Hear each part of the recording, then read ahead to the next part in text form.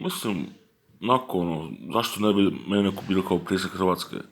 Kad ja odmah dajem kabinetu, prepustio sam kabinetu jednostavno više mogućnosti da se pokazuje publici, kabinet ide onda u centru pažnje i primijetit ću da oni u biti tako do sad sve rade u Hrvatskoj, nek više se jave šta rade i odnos prema građanima i odnos ljudski između sebe. Naravno, ne može jedan čovjek biti na top, nego mora biti jedna grupa, neki sastav koji već postoji.